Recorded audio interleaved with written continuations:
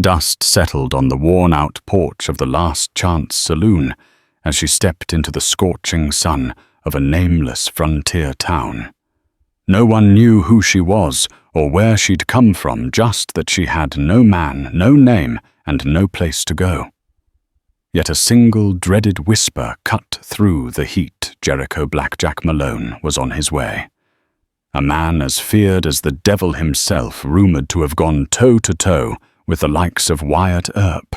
And before the sun dipped below the horizon, her fate would be tied to his in a way no soul in that dusty place could have imagined. She arrived on a stagecoach that wheezed like a dying horse, the driver cursing the dusty trail as the wheels finally rolled to a stop in Barlow's End, a forgotten speck of a town in the New Mexico Territory, 1877. Beneath her wide-brimmed hat, a faded memory of a life left behind filled her brown eyes with an uneasy determination. The handful of onlookers stared, trying to pass her features as the only woman stepping off the coach this week, if not this month. But she paid them no mind. She had no name she cared to share, no baggage beyond a small satchel, and no particular place she called home. Barlow's End was an odd place. Once rumored to have been a hideout for notorious gunslinger John Wesley Hardin, it now seemed half abandoned. A rickety saloon clung to the northern edge of the main street, while a shuttered hotel, 2 modest shops, and a stable dotted the south. A few men in dust-coated trousers tipped their hats more out of curiosity than respect as she passed. She nodded politely, ignoring their gawking eyes. Inside the Last Chance Saloon, the air reeked of whiskey, tobacco, and regret. The bartender, a lanky man named Joe Cross, gave her a weary glance. "You lost, miss?" She slid a small coin across the bar. "Not lost," she replied. "Just looking for a room. And a meal if you've got any." Joe studied her, noting her well-worn boots and the determined set of her jaw. "Rooms are upstairs. Might want to talk to Rosie about that. She's the owner. Foods are edible when Lucky's in the kitchen." He shrugged. "But it's better than starving." She nodded and headed toward a corner table. Her nerves buzzed with a sense of foreboding, but her posture was proud. She had run away from an unspeakable past, one she'd never share with any living soul. Here she thought maybe she could start again quietly, anonymously. If fate were kind, she'd find a simple life in Barlow's End, working an odd job, saving enough to keep a roof overhead. But the West had rarely been kind to anyone, especially to a woman with no man, no name, and nowhere else to go. The sweltering afternoon gave way to a blood-red sunset, and the saloon's rowdy patrons trickled in. Card games started, cheap whiskey flowed, and a tired tune from an out-of-tune piano floated through the thick air. Behind the bar, Joe Cross wiped glasses and exchanged gossip with passers-by. Every now and then he glanced at the mystery woman in the corner, as if unsure what to make of her. She sat quietly nursing a glass of water. In the flickering lamplight, her features revealed subtle strength and hidden sorrow. A casual observer might have taken her for a simple traveler, but the more astute patrons noticed the way her eyes flicked around the room, watchful, cautious, as if expecting trouble. Trouble came in the form of a frantic man bursting through the saloon doors. His name was Leroy Hawkins, a ranch hand from a nearby spread. He was tall and gangly, sweat soaking through his shirt. His eyes darted around as though the devil himself might be on his heels. "She's here," he blurted, to no one in particular. "He's coming." Joe frowned and leaned over the bar. "Slow down, Leroy. Who's coming?" Leroy swallowed, struggling to catch his breath. "Jericho. Jericho Blackjack Malone." he nearly whispered, voice cracking. Instantly, the saloon's lively chatter dropped to a hush. There it was, that name that sent shivers through hardened outlaws and made honest ranchers lock their doors. The woman in the corner raised an eyebrow. She had heard stories drifting along every dusty trail in the territory. Jericho Malone was said to have once stood face to face with Wyatt Earp in a Tucson gambling den and walked away unscathed both physically and legally. Rumor had it Malone had a price on his head from here to the Rio Grande. Some said he was an outlaw, others swore he was a bounty hunter. Either way, he was a man to be feared. Joe cleared his throat and tried to maintain composure. "What's he want here?" Leroy shook his head. "Don't right know. Something about an old debt. Something about that ranch outside town. Folks say he's looking for someone." In her corner, the woman stiffened. She couldn't say why, but a chill coiled in her belly. She had come to Barlow's End to be forgotten, yet fate had brought a monster to its gates. And perhaps he was coming for her. After the chaos in the saloon settled, the woman climbed the creaking staircase to the modest room Rosie had rented her. The walls were thin, and the noise of the saloon below leaked through the floorboards. She tossed her satchel onto the single bed, closed the door behind her, and slid the bolt with a shaky hand. She had only been in Barlow's End a day, and already she felt the presence of something ominous.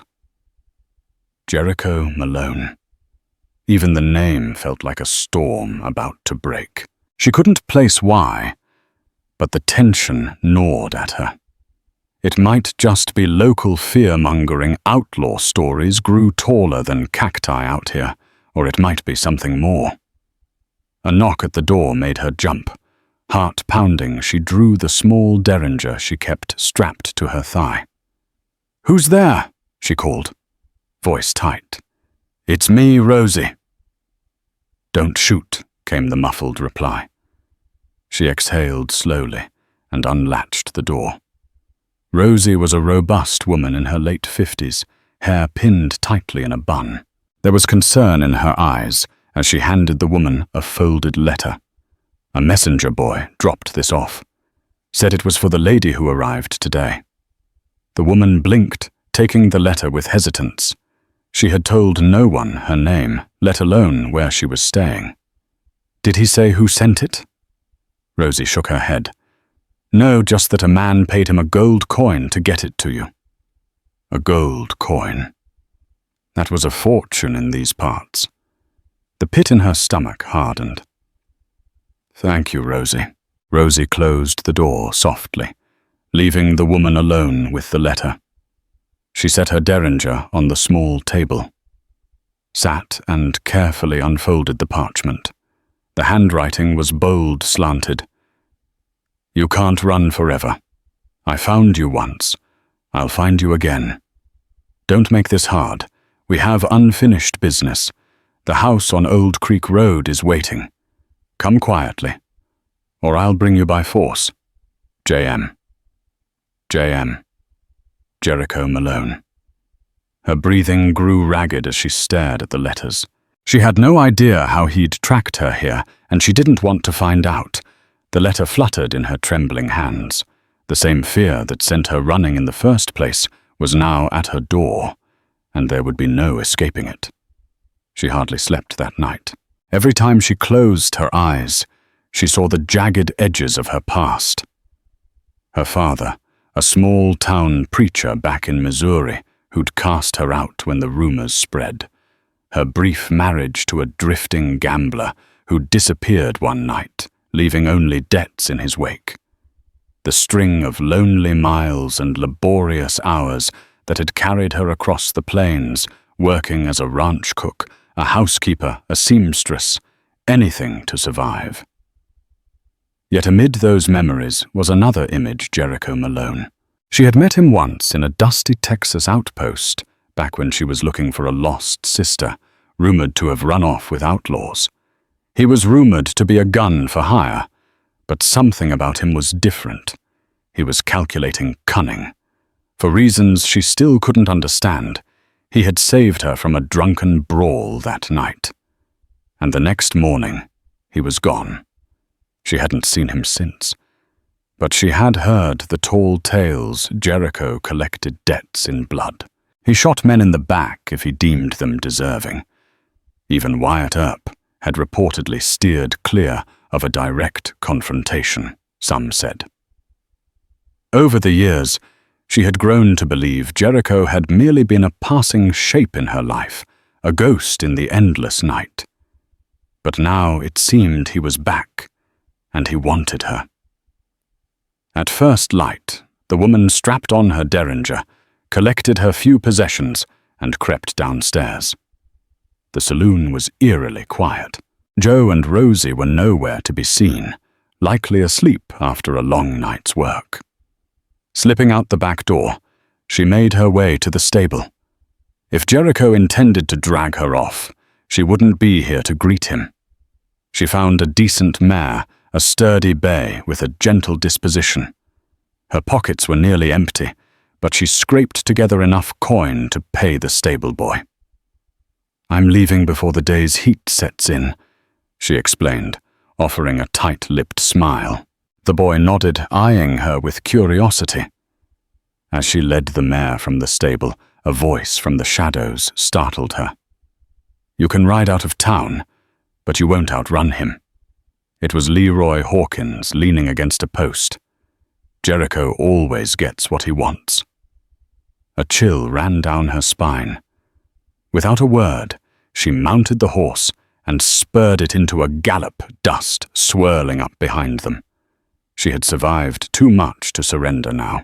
Jericho might be feared across half the territory, but she refused to be his captive. She thundered down the road out of Barlow's End, heart racing and eyes scanning the horizon.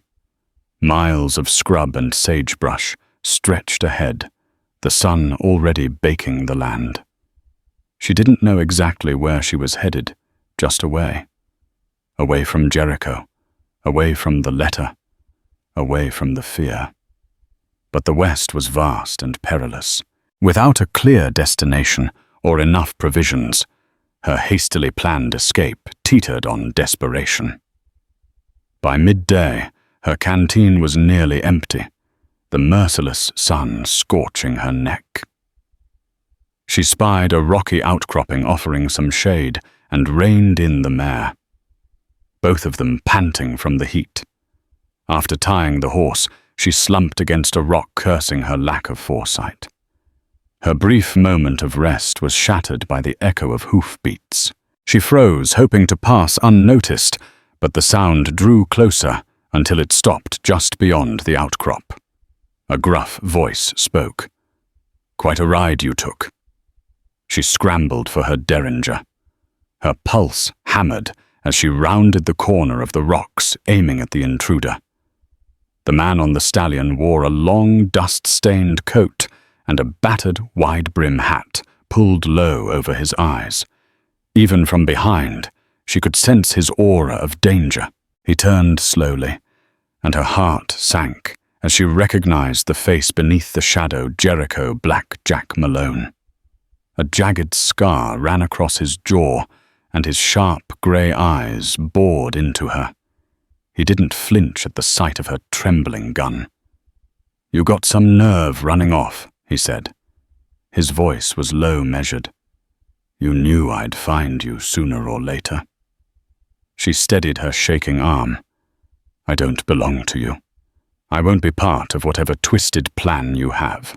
Jericho leaned in the saddle, seemingly unimpressed by her defiance. "You think you can outrun me in this desert? You're out of water, and the next town is a day's ride. That's if you know the way." She bit her lip, realizing how dire her circumstances were. The West was unforgiving, and Jericho clearly had the advantage. But she wasn't ready to give up. "Better to die free than live as your captive," she spat. He raised an eyebrow. "Is that so?" Then with lightning speed, he drew his revolver and shot the derringer from her hand. The sting of the near miss left her trembling. Before she could react, he closed the distance, pulled her onto his horse, and spurred it forward. "Guess you're riding with me," he said, voice as cold as the steel at his hip.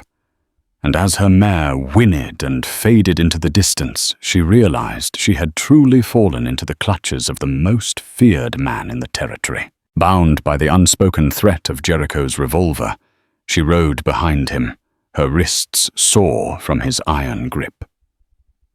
The desert sun slid down the sky, casting long shadows across the land.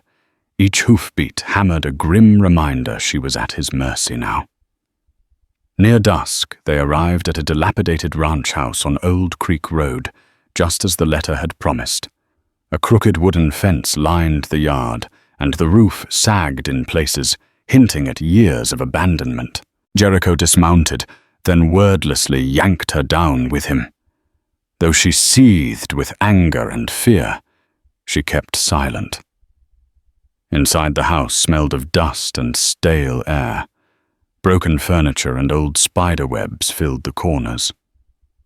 Jericho guided her to a room that might have once been a sitting parlor. He struck a match, lit a lantern, and the warm glow revealed the tension on his rugged face. She stood, defiant arms folded across her chest. "What do you want from me? You talk about unfinished business, but I don't owe you a damn thing." Jericho pulled off his hat, revealing dark hair, just starting to gray at the temples. He studied her in the lantern light as if searching for something. "That night in Texas, think hard.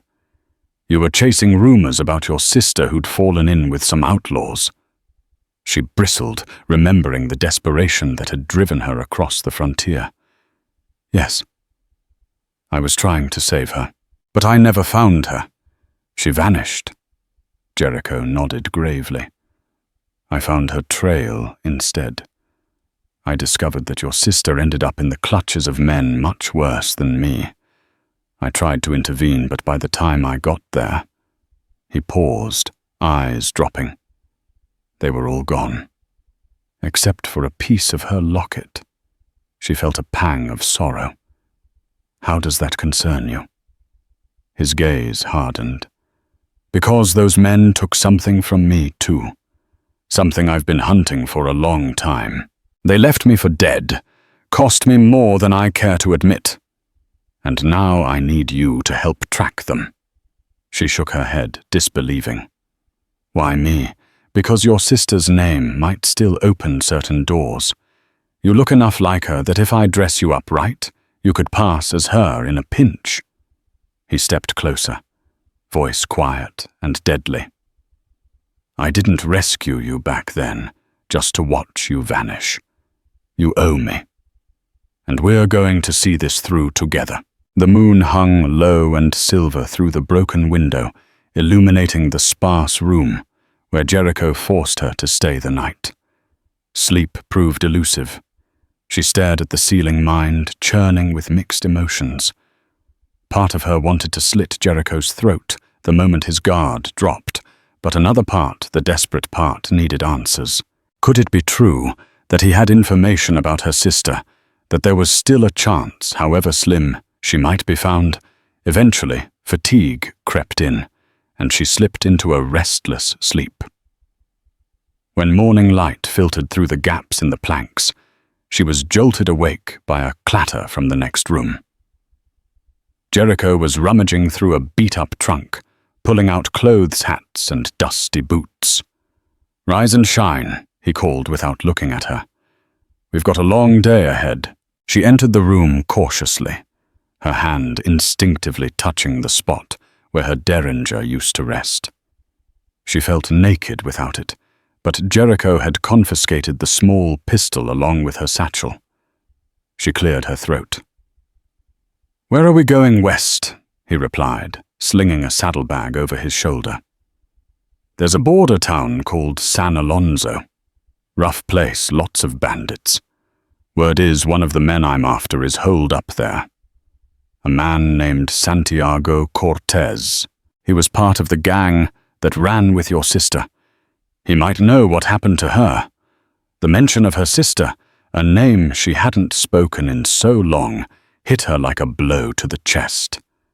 Yet she forced herself to remain composed. And how do I fit into this plan exactly? Jericho turned eyes, flicking over her. You'll pose as your sister. Enough folks out that way only saw her in passing. With some luck and the right story, you can get close to the gang. Draw them out. She scoffed, a flicker of anger edging her words. And if I refuse, he squared his jaw, then I'll leave you here tied up like a hog until you come to your senses. Either way, I'm getting what I need. You can help me willingly, or I can force your hand. Glaring, she looked away, despising him for his arrogance, and despising herself for the sliver of hope that maybe, just maybe, her sister wasn't lost forever. Fine, she said at last, voice heavy with resignation. But don't think for a second I'm doing this for you. Jericho's lips twitched in something akin to a smile. Wouldn't dream of it, he said. And so began their uneasy alliance, forged in fear and desperate need. They left the decrepit ranch house at dawn, riding 2 borrowed horses Jericho had apparently stashed near Old Creek Road. The day was cooler than the last clouds drifting across the sun, offering a reprieve from the relentless desert heat. Even so, the ride was long and silent tension, as thick as the dust that clouded the trail behind them. Jericho led occasionally, glancing over his shoulder to ensure she hadn't bolted. Not that she could. He still had her derringer tucked in his belt, and he rode with a confidence that suggested she'd be gunned down before she got half a mile. Their only conversation came when Jericho filled her in on the plan. We'll reach San Alonzo by nightfall if we push the pace. The place is swarming with outlaws, but the law there is as crooked as a dog's hind leg. Keep your head down, do what I say, and we might walk out alive. She bristled under his high-handed tone. You've made this clear. I'm just the bait, right? He glanced at her eyes, narrowing. This isn't a game. Santiago Cortez is a cold-blooded killer. Don't forget that. If he suspects you're not who you claim to be. She didn't let him finish. I know what's at stake, she snapped. I'll play along, but don't treat me like a fool. I want to find out what really happened to my sister, too. Jericho grunted, but said nothing more. The miles rolled by, and the terrain began to change. Saguaros gave way to rocky foothills, and the trail descended into a wide valley. By dusk, they caught sight of San Alonzo, a ramshackle collection of adobe buildings, wooden shacks and neon-lit cantinas. Dim lanterns flickered like fireflies in the gloom, and raucous laughter echoed from the saloons lining the single main street. They reined in just outside of town, next to a dried-up creek bed, littered with broken bottles and bullet casings. Jericho dismounted. We'll stable the horses at the edge of town, then head for the Golden Spur Saloon. Santiago's men practically live there. I'll find a spot to keep watch. You stroll in as if you own the place. Act like your sister might have. Bold, brash. A little reckless. Her heart pounded at the thought of facing killers, but she tried to quell the panic. This was her only lead. She'd come too far to turn back now. The Golden Spur Saloon was the beating heart of San Alonzo's lawless nightlife. Smoke choked the air, the smell of cheap cigars mingling with spilled liquor and unwashed bodies. A tinkling piano provided a raucous soundtrack to the swirl of drunken patrons, painted ladies, and sharp-eyed gamblers. She stepped through the bat-wing doors, recalling Jericho's instructions. Walk in like you own the place. Don't show fear." Her chest tightened, but she lifted her chin and sauntered past the gawking stares. A hush rippled through the crowd, enough to catch the attention of a slender man with a trimmed moustache and slicked-back hair. He wore a fine waistcoat, a silver-studded belt, and carried himself like a peacock amidst hens. "Caramba!" he exclaimed, stepping in front of her. "If it isn't Maria. We thought you were dead, chica." His accent was thick, his voice carrying a mixture of surprise and amusement. She forced a smirk, doing her best to appear brash and unshakable. Rumors of my death were greatly exaggerated. She purred carefully, masking any hesitation. Been layin' low. Had some personal business to attend to. He let out a booming laugh and gestured for her to join him at a nearby table. "Well, you always were the mysterious one. Come sit. Let me buy you a drink." She cast a quick glance around the saloon, searching for any sign of Jericho. Nothing. She was alone. Heart pounding, she slid into a chair. "So what's new in San Alonzo?" she asked, feigning nonchalance. He eyed her with a mixture of suspicion and admiration. "I go by Eladio. You remember that much, no?" "Not many changes here. The same cheating gamblers, the same bullet holes in the walls. Santiago has expanded his interests lately, though. He's got deals running as far north as Colorado, and he's been on the lookout for you." She pretended indifference as a waitress brought a bottle of tequila and 2 chipped glasses. "For me?" "Why," she demanded, pouring a shot. Eladio leaned closer, lowering his voice. "He heard you ran off to find some lost sister. But word is that sister got tangled up in some trouble with the Pinkertons. Some said they were sniffing around, asking questions about her involvement with certain missing shipments." She stiffened her stomach, twisting. Pinkertons. Missing shipments. This was far more complicated than she'd realized. Her sister must have been in deep trouble enough to warrant interest from federal agents and outlaws alike. "Eladio," she whispered, keeping her voice low. "I need to see Santiago. Tonight?" His eyes widened in surprise. Then he grinned slyly. "See? Of course, if you're so eager. But he might want proof you're really Maria, not just some imposter. You show him you're the real deal, and maybe he'll listen." Clenching her jaw, she tossed back the tequila in one gulp. She just hoped Jericho was close by, because she was about to walk a razor's edge, and one wrong step could cost her everything. Eladio led her through a side door into a dimly lit hallway behind the saloon.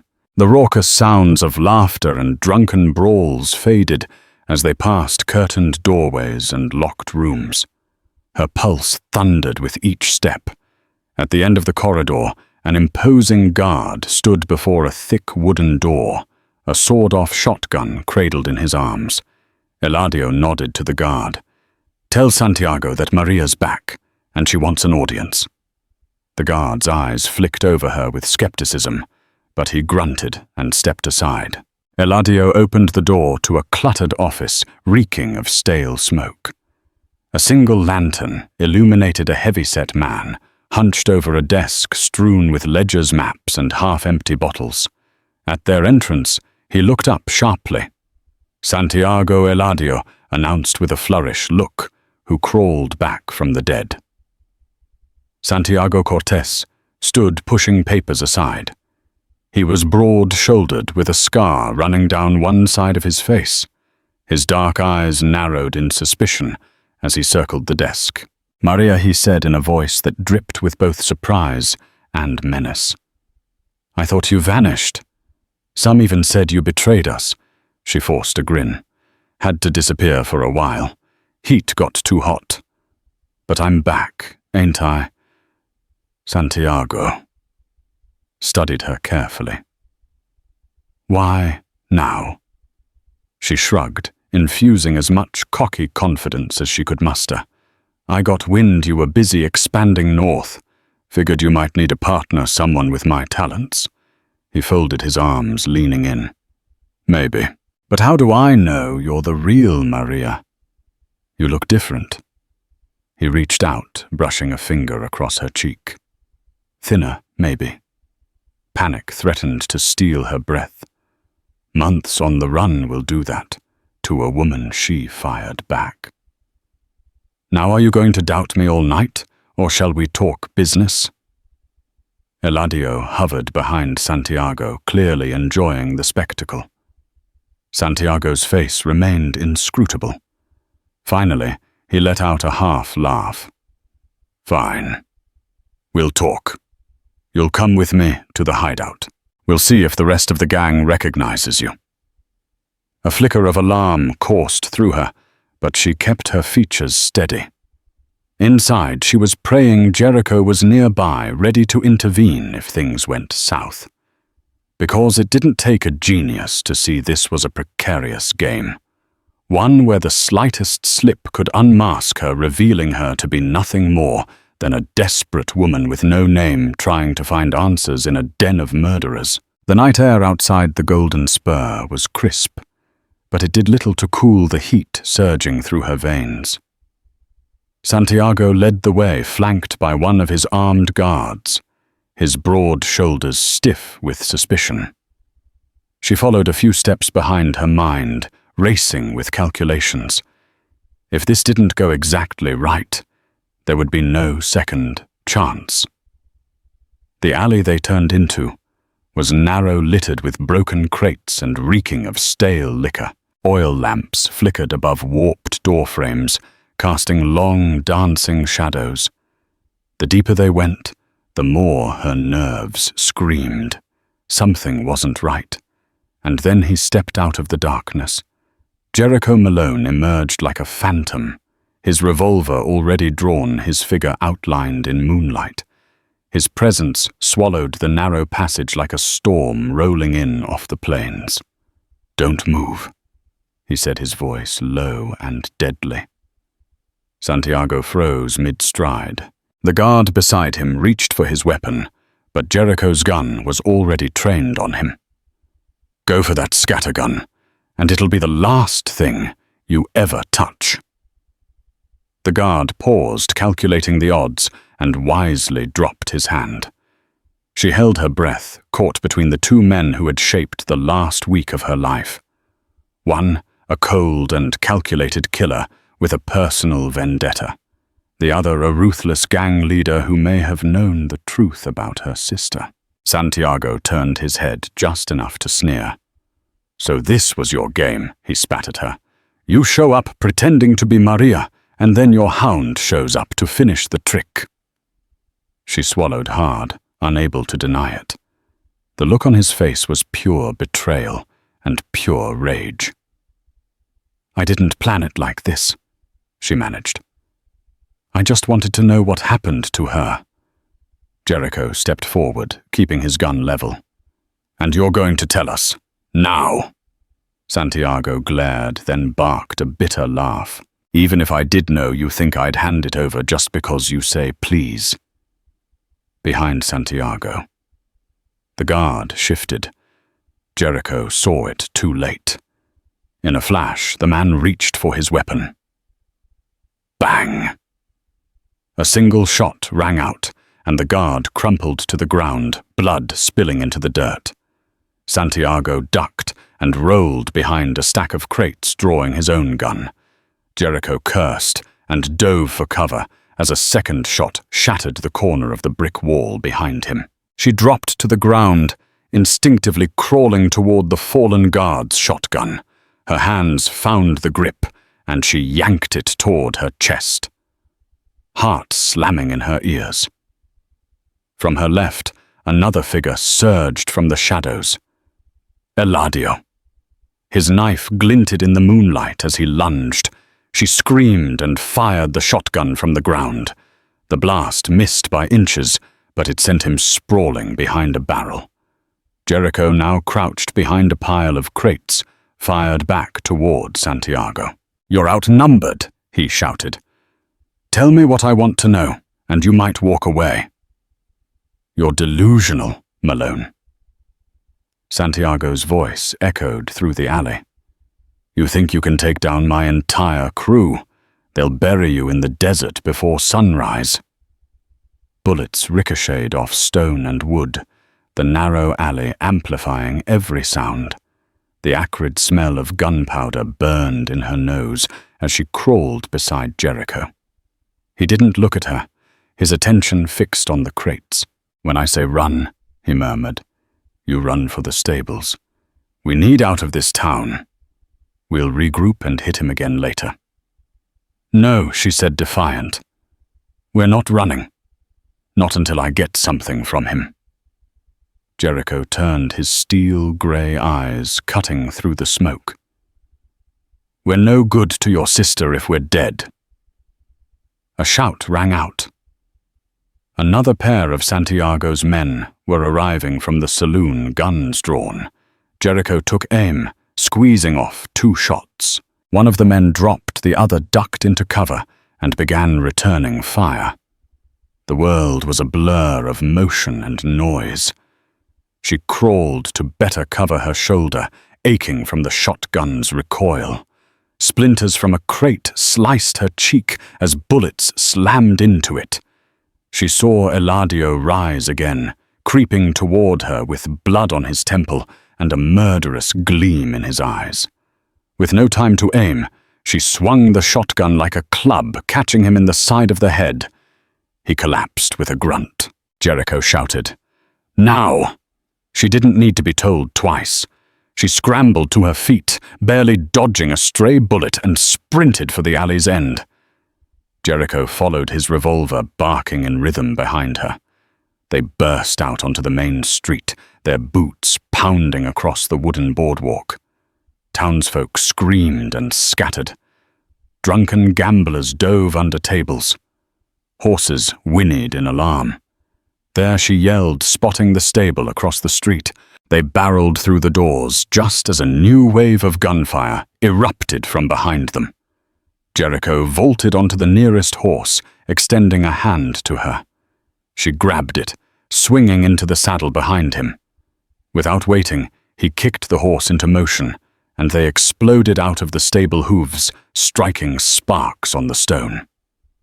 Behind them, Santiago's voice echoed like a curse. "You can run, Malone, but you can't hide forever." And for the first time since Barlow's end, she truly believed it. Gunfire cracked like thunder in the alley, the night erupting into chaos. Every breath she took was laced with gunpowder and panic. She clutched the shotgun with trembling hands, the weight unfamiliar but strangely comforting. Her shoulder ached from the recoil of her first desperate shot, but there was no time to dwell on pain, not with bullets screaming past her and death waiting in every shadow. Jericho, pinned behind a splintered barrel, barked out a command without looking. "Move now." She didn't hesitate. Heart pounding, she bolted toward him, crouched low. The shotgun hugged to her chest.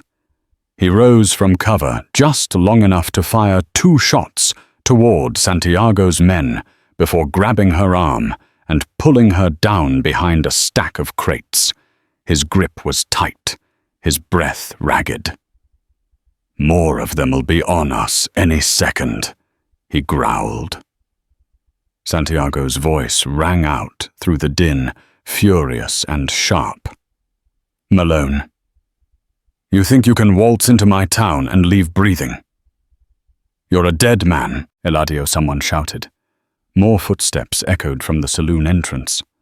"Back up." Jericho glanced at her eyes hard. "We can't win a standoff. We run. Now." Together they scrambled to their feet and took off down the alley.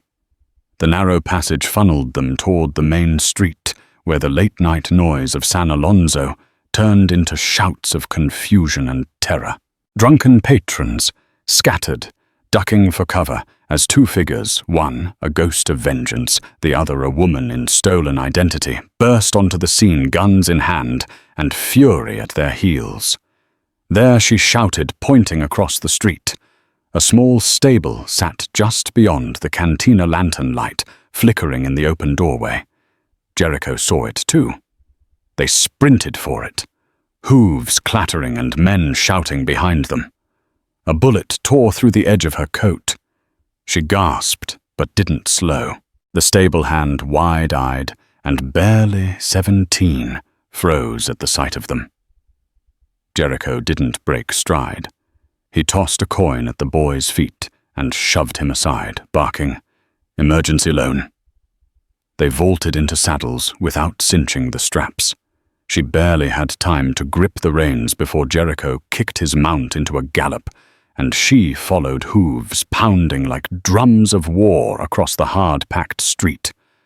Behind them, Santiago and Eladio burst from the alley, their pistols blazing. The shriek of another bullet split the air near her ear. She ducked instinctively, urging her horse faster. Jericho turned in the saddle and returned fire, one shot grazing Santiago's arm. The outlaw staggered, swore, and raised his gun again, but the horses were already disappearing into the night. For miles they didn't stop.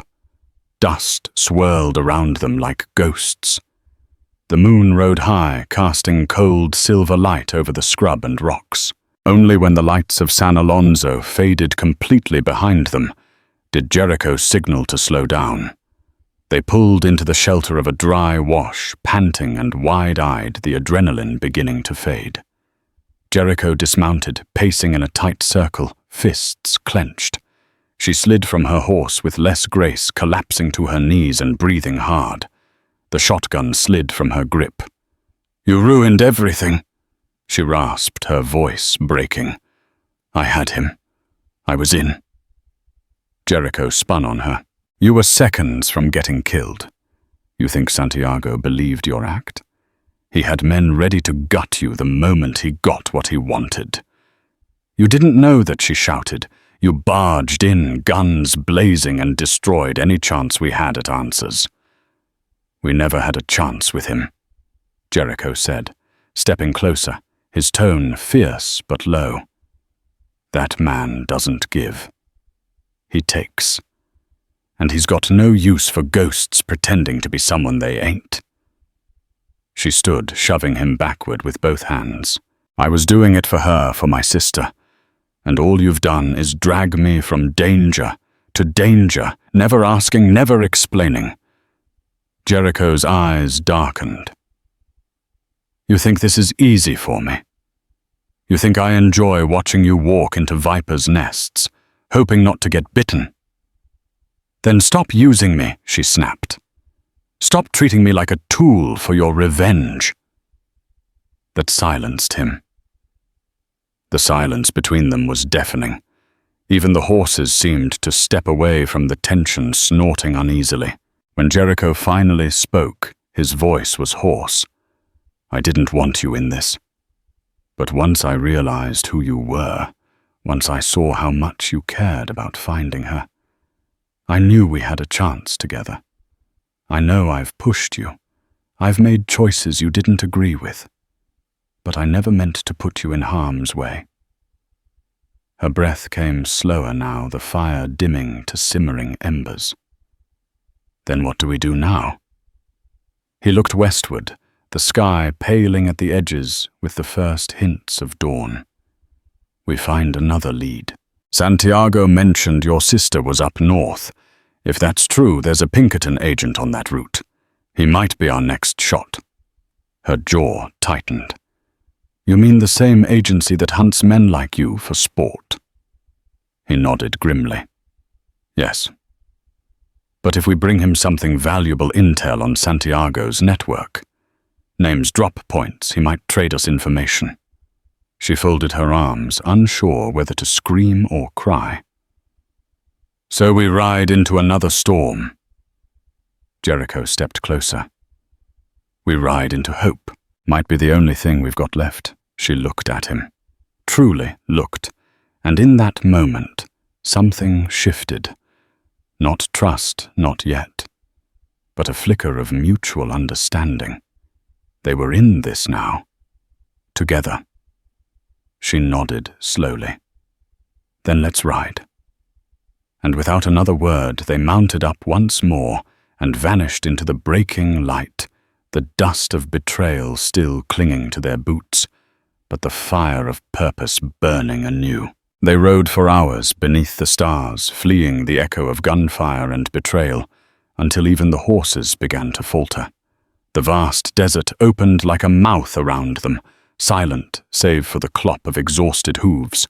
When the canyon walls closed in, and a whisper of a creek trickled nearby, Jericho pulled up the reins and nodded toward a shadowy clearing beneath a jagged bluff. "This'll do," he muttered. Too tired to argue, she slid from the saddle, her muscles aching and her mind still buzzing with everything they had left behind in San Alonzo. Santiago's glare, Eladio's blade, her own trembling hands clutching that shotgun. She had stepped into a world of wolves and was starting to grow fangs herself. Jericho set to work gathering kindling and brushing sand away from a fire pit long forgotten. She didn't offer to help. Instead, she sank against a boulder and let the shotgun rest across her lap, the weight of it somehow grounding. When the fire crackled to life, casting flickering light against the canyon walls, silence stretched thick between them. It wasn't just fatigue. It was the sting of truths unspoken, of trust frayed thin. Jericho broke it first. "We can't get close to Santiago now," he said, tossing a twig into the fire. "He'll be watching every road in and out of town. He knows we're coming." She didn't look at him. "And he knows I'm not her." Jericho exhaled through his nose, the breath heavy with frustration. "Yeah, that cover's burned. But not the trail. Santiago mentioned your sister was on a run north. There's a Pinkerton agent named of Marcus Harlan. Last I heard, he was tracking that same caravan." She scoffed bitterly. "Pinkertons don't tend to play nice with outlaws, especially not the ones with bounties on their heads." Jericho gave her a pointed look. "That's why we go in with something to offer. Intel on Santiago's routes, safe houses, names. If we give them enough, they'll listen." Her eyes narrowed. "Or shoot us on sight." He shrugged. "Worth the risk." She shifted, staring into the flames. "You came barreling in back there like a wild animal. You blew my chance to get close." He didn't flinch. "You were about to be caught. Santiago saw through you. He was circling like a buzzard." She clenched her fists. "I had it under control." Jericho's gaze met hers, and for once the steel in his voice softened. "You don't know Santiago like I do. That man slit throats for less than a whisper. I've seen what he does to people who lie to his face." The fire popped between them, filling the pause. "I didn't ask for your protection," she muttered. "No," Jericho said quietly, "but you got it anyway." That caught her off guard. She looked at him. Really looked. In the firelight, his face wasn't just scarred. It was weathered, carved by regret, not just violence. His eyes weren't just sharp, they were tired, haunted. "I never asked for this life," he continued, his voice barely above a whisper. "I was a rancher once, had a father who taught me to mend fences and raise cattle. Then one day, men with badges came to take the land. Called it eminent domain, backed by Santiago's bribes. My father stood his ground. They shot him, burned the barn, buried the title under lies." She felt something shift in her chest. Not sympathy, not yet, but something close. "You hunted them down," she guessed. "One by one," he said. until only Santiago was left. And by then, the law had branded me worse than him. The fire dimmed slightly as the silence returned, but it wasn't bitter this time. It was weighty, real. She pulled her coat tighter around her shoulders. My sister was all I had left. I looked up to her. She was wild, sure, restless. But she was good. She didn't deserve whatever she got tangled in.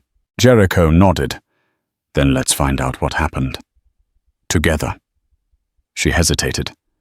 Together, she repeated the word strange on her tongue. Jericho held out his flask. She accepted it. The whiskey burned down her throat, but it steadied her nerves. Tomorrow, he said, we head northwest. There's a settlement near the Rio Grande. Pinkertons have a presence there. If Harlan's around, that's where we'll find him. She met his eyes. And if he decides turning you in is worth more than helping us. Jericho gave a tired smile. Then I guess I'll finally pay my dues. She didn't return the smile, but for the first time she didn't pull away either. There was no forgiveness yet. No trust. But a sliver of understanding had taken root. They were both survivors, both hunted, and now both chasing ghosts in a land that devoured the weak. As the fire flickered low and the canyon fell into shadows, she leaned back against the stone and let her eyes close, not in peace, but in resolve. Come dawn, they would ride again, not as captive and captor, but as uneasy allies bound by blood vengeance and the faint, fragile hope that maybe, just maybe, somewhere out there, justice still breathed. In the morning's first light, they broke camp, saddled up, and rode northwest. The journey was silent, but filled with an unspoken truce. She had no illusions about Jericho's violent past or his capacity for ruthless action. Yet she sensed that under his hardened exterior was a man shaped by loss. Day after day, they crossed dusty plains and winding canyons, the sun scorching overhead. At night they huddled by small fires, sharing half-truths and personal confessions in hushed voices. She told Jericho about the father who disowned her, the gambler who left her in debt. He in turn told her about the brother he'd buried after a range war in Kansas, and the solitary years spent chasing the men behind his family's ruin. As they neared the mining towns along the Rio Grande, they heard rumors Pinkerton agents had been spotted in the area investigating a series of stagecoach robberies believed to be connected to Santiago's gang. One name kept surfacing: Agent Marcus Harlan. He was reputed to be uncompromising, a stickler for the rules, and fiercely dedicated to his cause. Some said he was in contact with none other than Wyatt Earp, who was passing through on his way to Lordsburg. The final leg of the journey brought them to a dusty settlement called Gray Gulch, little more than a few boarded-up shops, a decrepit hotel, and a battered jailhouse. To their surprise, the Pinkerton crest was displayed above the jailhouse door. Jericho dismounted, took a deep breath, and glanced at her. "This is it," he said, nerves evident beneath his calm facade. She swallowed hard. "Let's just hope we don't end up in chains." They stepped inside to find a lean man in a bowler hat poring over documents by lantern light. He looked up, surprise flickering across his face. "Can I help you?" Jericho took off his hat. "Name's Jericho Malone. This here's..." He hesitated, realizing she had yet to give him a real name. She stepped forward, deciding in that moment to claim her identity. "My name is Clara," she said softly. "I'm looking for my sister." The Pinkerton agent studied them, expression unreadable. "Jericho Malone, I've heard the name. And your wanted poster. You must have a death wish coming in here."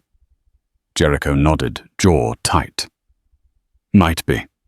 But we've got information on Santiago Cortez that could help you close your cases. In return, we want any leads on Clara's sister. The agent rose from his chair, crossing the room. Santiago Cortez, you say? A spark of interest lit his eyes. Talk fast. Clara exhaled, her heart hammering. This was it, the moment that could bring them closer to answers about her sister's fate. She glanced at Jericho, and he offered a small nod of reassurance. In a world of dust and danger, they had forged an improbable alliance. Now their future and perhaps their freedom hung on a razor's edge. But for the first time in a long while, Clara felt something new stirring in her chest, a fragile, tenuous hope. And so ends this chapter of a woman with no man, no name, and no place to go, who found herself bound by fate to a feared outlaw. From the dusty streets of Barlow's End to the treacherous alleyways of San Alonzo to a moonlit canyon where vengeance turned into fragile trust, Clara and Jericho now stand at the edge of a new frontier of possibilities. Will the Pinkertons become their unlikely allies, or the end of them? Will Santiago and his ruthless gang be brought to justice, or will their reign of terror continue? Clara's sister's fate remains a mystery, beckoning them forward into the heart of the unknown. If you've been swept up by this Wild West adventure, full of danger, betrayal, and unlikely alliances, don't let the journey end here. Like this video, share it with fellow story lovers, and subscribe to the channel so you never miss the next thrilling installment. Saddle up, partners, the story rides on.